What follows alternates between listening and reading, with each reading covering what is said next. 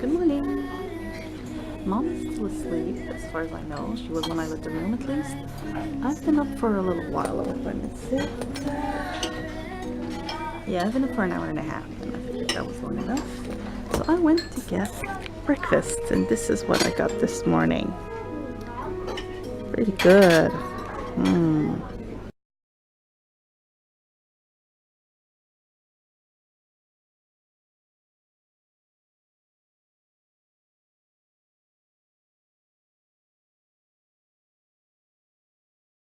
Young readers to be giving me their comments on their stories, so I know we're in touch with our audience.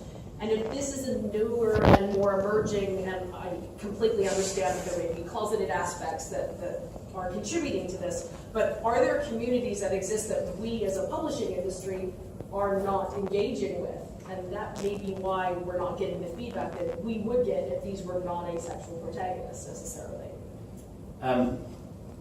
I got my main character in the crawl is a disability, and a few people with disabilities reviewed it very positively, and it basically seems to spread very quickly by itself.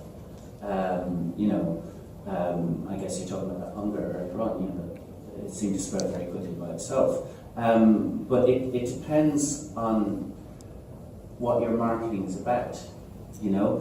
For example, lots of YA books sell very well. Lots of YA books are bestsellers, and my feeling is that among the marketing side of things is people are afraid to say, you're talking about taking that next step. People are afraid to say, this is a book for people who are, just to take an example, asexual. They're afraid to say that because then people who aren't asexual say, oh, that's not for me.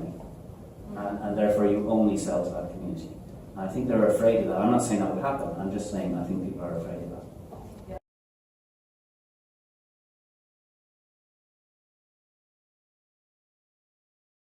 We don't auction off the property, and that makes the game less viable. And it's also in all the summer cottages, but it's played after the Diamond Hunt because it's so long that no one would do it yet. And the Finnish translation had a problem with it was really unclear of when you can build the houses, and that's why it's usually done so that you only can build the hotels and the houses on your own turn, but that's not how the actual rules should go. But it doesn't affect the game too much. And here is a picture of from Wikipedia stating all of the street names in Finland. And these also have the old prices in the Finnish mark. This is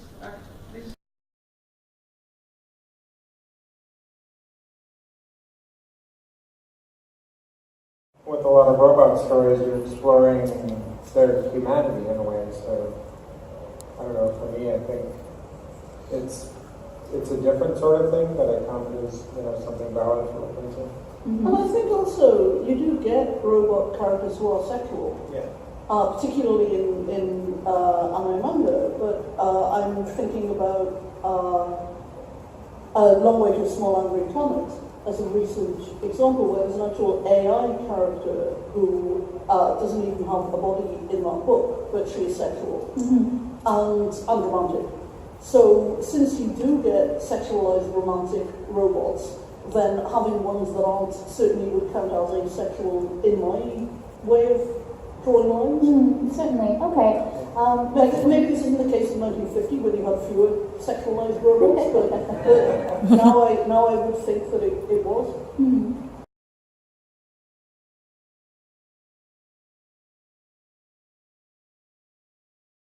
I cannot explain. What was I saying? So, assuming then that we are in a position where we want to become a nation state of our own, what is the process and set of processes by which we can successfully achieve that goal? I'm going to start with Nicholas. I don't need to ignore anyone else, but you are the knowledge world expert in one of these things. Well, maybe at the top of this table, but maybe. Anyway, there's two different ways of looking at it. There's international legitimacy. Do other people agree that you're a country? Do other people treat you as if you are a government with sovereignty within your own territory? There's an international law concept called the Montevideo criteria, after Montevideo, the capital of Uruguay, in which it was agreed in the 19th century, when Latin America was kind of splitting up into different states. Does your country have control of its own borders? Is it capable of engaging in international relations? Those are the tests that needed to be passed before you were recognised. These days, in the late 20th, early 21st centuries, because of the way in which Yugoslavia and the Soviet Union broke up, there are other criteria as well regarding the validity of the process, human independent, which was, it took a few tries. And in terms of the national story, so there's this kind of straightforward story where we were a British colony and then we had a great bloodless independence. This idea of the bloodless independence is fascinating to me, because actually with a lot of countries you poke it and it falls over, and actually suddenly there's loads of blood underneath that nobody was talking about, or everyone's pretending didn't get spilled. But so we had a sort of bloodless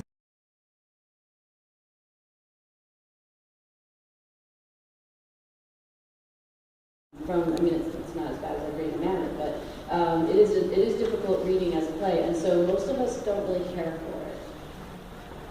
Whereas I was very lucky, and while I'm a Ravenclaw, I was quite Slytherin in that the day that the pre-release tickets went out, I got a very late queue number, so I went on Facebook until I found someone with a high queue number and got her to get me a ticket, so I saw the second preview. And that meant I still got a bit spoiled because people from the first preview put it all over the internet. But I went in with almost as little, for the first part, knowing absolutely nothing, except that an owl had broken free on stage on the first night, and the owl's never been back, so I'm very sad about that. I love the play, and I think one of the things, it is a play, it has, and I go to a lot of theatre, I live in London, I've gone to a lot of theatre all my life. It has the best lighting I've ever seen, it has amazing staging.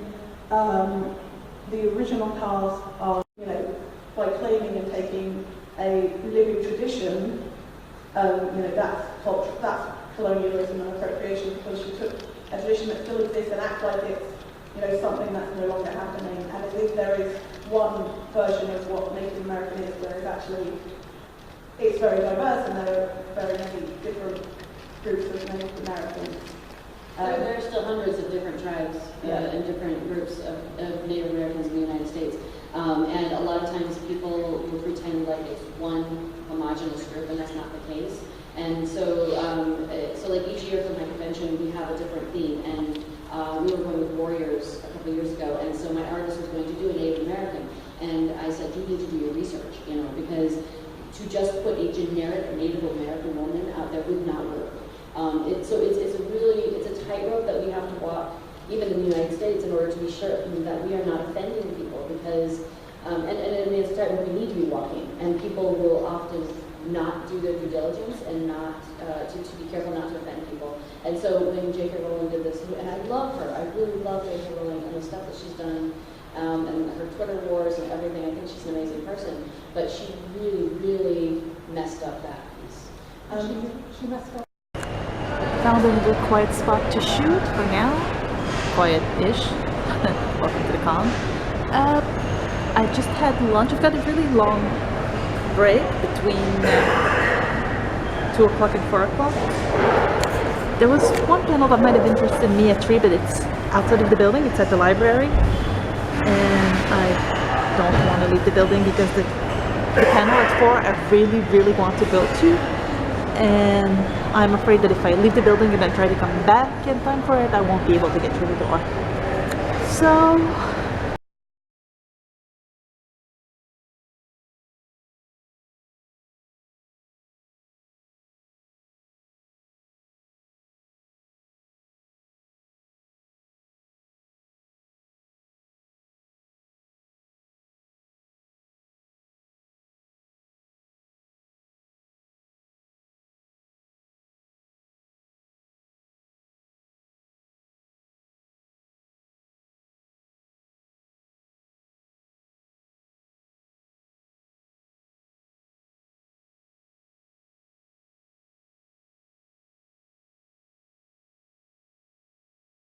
California, of Jekyll and Hyde, the musical.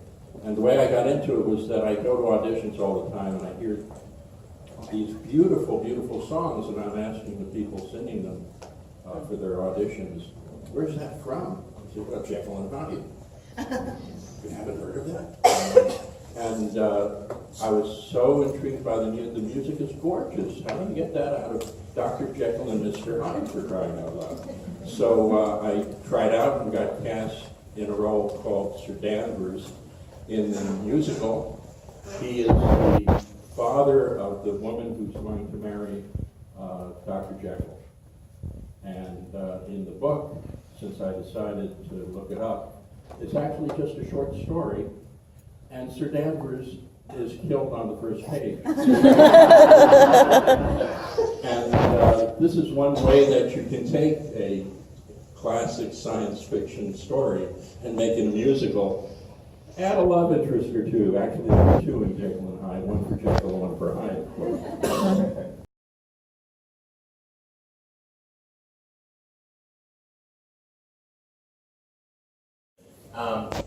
Quite recently, I want to say last year, Erica Satifka published in, I want to say Apex, a book called Stay Crazy that is from the perspective of a woman with paranoid schizophrenia, and is beautifully written, as you know, because it's a fantasy sci-fi kind of story. You know, there's some reason why it's helpful to her, but it's also so unhelpful all the time. And it's a very well written novel. So.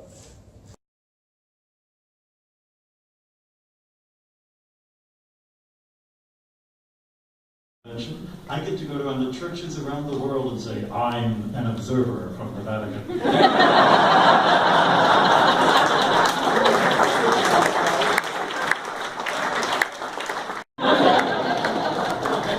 I am the token astronaut.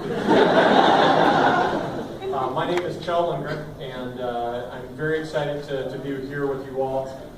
For those of you that were participants in Sasquatch 2 years ago, I had the great opportunity to be involved in that. Unfortunately, not personally, I was virtually involved because I was up on the space station. But that was a lot of fun. So from July of 2015, thousands, for the U.S. program at least, was really the era of the space shuttle and going up as an autonomous spacecraft and doing science.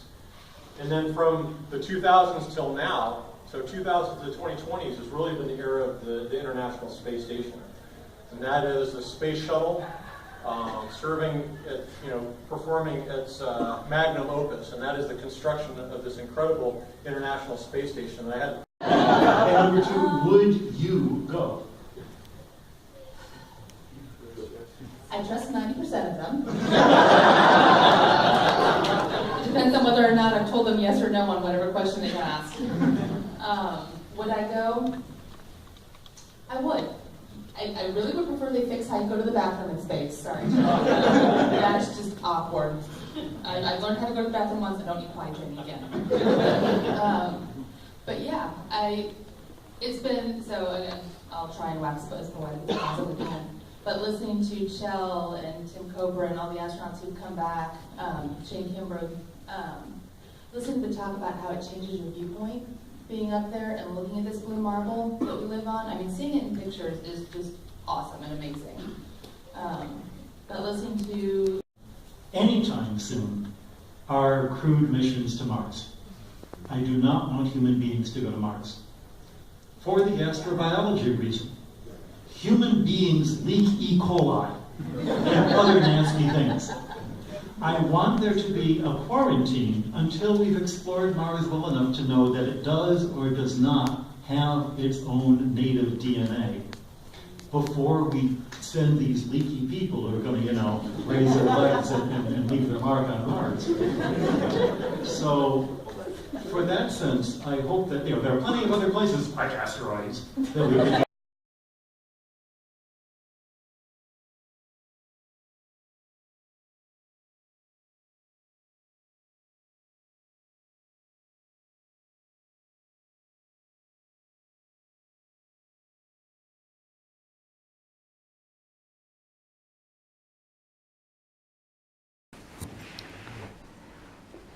Loading up and setting up for dinner after another successful con day. Did you have a good day? Yes. So did I. They stopped selling tickets. It's the first time I've seen them do that. At 11 o'clock this morning.